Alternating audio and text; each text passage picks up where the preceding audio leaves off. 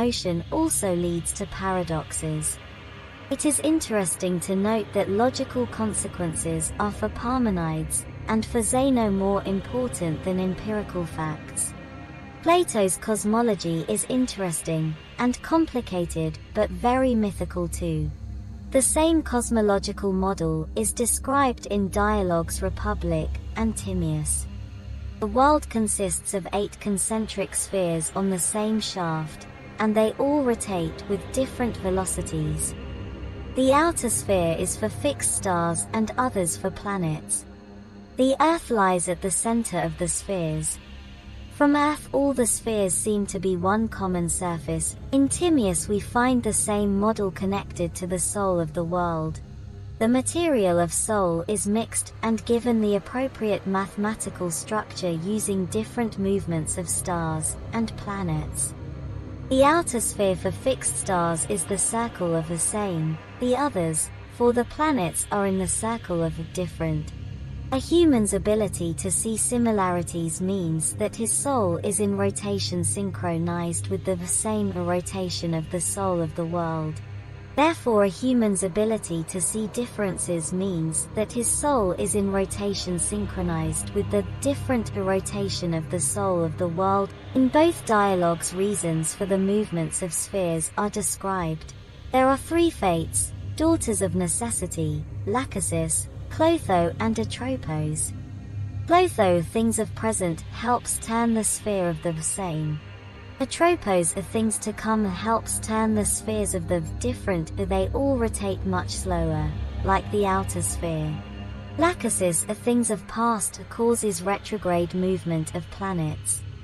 Different speeds of planets far from the Sun and close to the Sun is explicable by weakening of impetus. According to Plato, our world is unique, and the sphere of fixed stars is its boundary. If all things exist inside the boundary, may we ask, what is outside? Later, this was used as a place for the other world. In the medieval period it was quite a popular idea to put paradise outside the sphere of fixed stars. Such a point of view splits the universe into 2 different regions.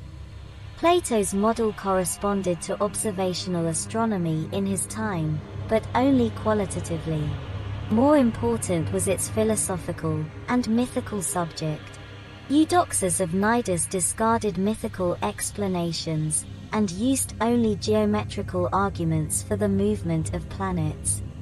This is the real beginning of scientific astronomy. To explain retrograde movement, he used a set of interconnected spheres. In spite of several problems, it was an important result of theoretical thinking. Aristotle used Eudoxus as model of the universe, but he needed 55 spheres in order to account for current astronomical observations. The movement of planets is easily explicable by the Aristotelian theory of 5 elements. 4 of the elements are terrestrial or sublunar. 2 of them, fire and earth, are light. Their natural tendency is to flee away from the center of the universe, and they move upward. 2 terrestrial elements, earth and water, are heavy. Their natural tendency is to fall down, as near as possible to the center of the universe. But from the moon sphere outwards the universe consists of the 5th element, whose natural motion is circular.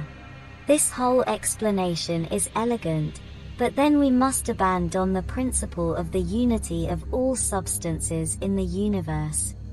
In spite of that, astronomy as scientific discipline can be considered as the most important result of Eudoxus's and Aristotelian works. The development of scientific astronomy can be treated as working on details, but the method has roughly remained the same: to observe, to fit the results in demythologized theory, and later on to check the theory against observations. The influence of astrology in ancient Greece on scientific thinking.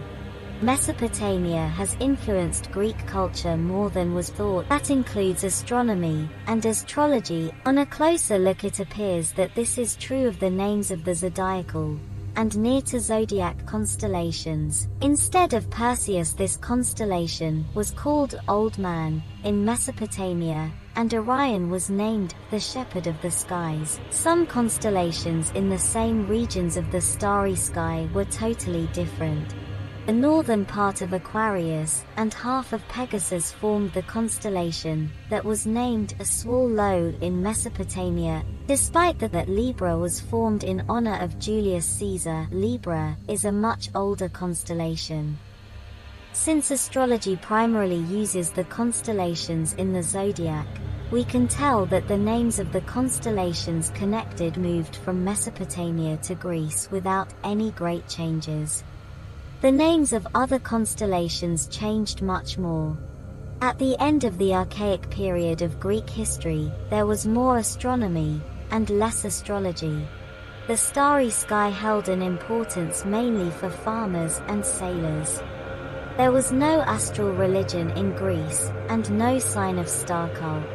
It is reasonably certain that astrological thinking has not evolved on the spot, but has been imported from Mesopotamia through Asia Minor and Egypt. The Greeks themselves assert that their astrology has Babylonian origins through many sources, and the most important of them is Chaldean Berosus of Bel-Uzzar. Astrology elicited great interest in Greece, because compared to other future telling it seemed more rational. This was probably one of the reasons why astrology underwent a revival, matching Mesopotamian and Greek constellations. Akkadian name, English translation, Greek name, modern name Tud, Amy Rabutu, Great Twins A and B Geminorum Alatu, a crab, a Cancer Ergilu, lion, Leo Aru, King Regulus, the Leones, U Ayla, Cornea of Ayla, Speaker, Revirginis, Erek, Wagon, Ursa Major Erekame, Heaven's Wagon, Ursa Minor Alu, the Bull of Heaven, Taurus Narahu, the Snake, Hydra Arabu, the Raven, the Crater, and Corvus Zibanitu, the Scales. Libra Eru, the Eagle, and most of the Aquila Nunu, Fish, Pisces Ostrinus, Eurydimu, Mad Dog, Lupus Plus, the Scorpio Zukakipu, a Scorpion, a Scorpio Suhermau, a Goatfish, Dollar, Capricornus. Astrological ideas influenced Zeno of Citium, the founder of Stoicism. According to Stoic philosophy, the human being is a microcosm, which is coherent with macrocosm. Greek poet Aratus, who has written 2 astronomical and 2 astrological poems, made those ideas widely known. Hellenistic tradition adopted astrology from Chaldea in 1st century BC.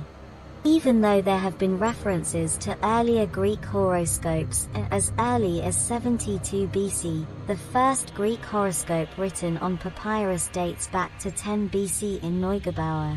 In the 3rd century BC, around the same time that Berosus taught in his own school of astrology on Kos Island, Aristarchus pondered on heliocentric cosmology, having previously demonstrated that the Sun is much bigger than the Earth. The astronomers Aristillus and Timaharus worked in the Great Library of Alexandria, surrounded by 500,000 manuscripts. Their results were used by Apollonius to create his theory of epicycles. Ancient scientists sought more for universal philosophical truths than for scientific facts in the modern-day sense. But astronomy was an exception. While natural sciences dealt with general principles, astronomy and astrology had the purpose of saving events. It meant that astrologers or astronomers had to be able to predict the time and place of star configurations, and had to know their possible consequences, bad or good. Astronomical predictions could be verified with observations, but astrological interpretation allowed astrologers to prevaricate. Even so, one must not overestimate the authority of astrology and astronomy. Astronomy was considered only to attend to saving events, while philosophers had to find the truth, which seemed more important to contemporary people. In the period of zodiacal astrology, it was a quite normal belief that terrestrial events happen due to celestial ones. It is very plausible that a confiding belief in causality is evoked by astrological influences. In contemporary science, we can observe a strong belief in causality, as in ancient philosophy. It is possible that one of the main principles of science emerged and developed under the astrology. With the emergence of critical thinking in Greek culture, despite its seeming rationality, astrology became subject to criticism. The first known active critic of astrology was the philosopher Carneades. However, it appears that criticism ceased when Greece came under Roman rule in the same century. The Roman worldview was fairly uncritical and full of omens. Similarly worthy of attention is the faith in causalistic relationships in antique philosophy and science.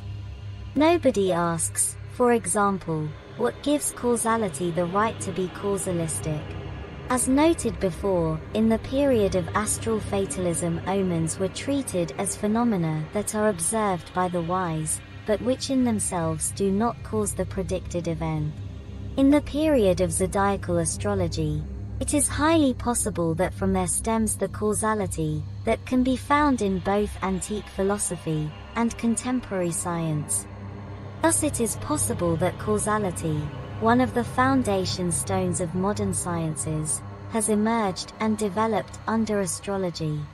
The importance of astrology in ancient times is best illustrated by the work of Claudius Ptolemy, who has been considered the most influential astronomer and astrologer of antiquity. Ptolemy lived and worked in Alexandria in the 2nd century AD. Although astronomy and astrology at that time were not used as separate terms, Ptolemy made a clear distinction between the two terms and wrote a separate book on each topic. His famous Almagest to the power of 1 mathematic syntaxage largely covers the contemporary understanding of astronomy and was the most influential book of astronomy in the 15th century. The author, however, considered it an astronomical introduction to the main book, the Astrological Tetrabiblos, or the 4 books a Claude on Telema on Mathematicage Tetrab Blon Sunt Pounds UJ.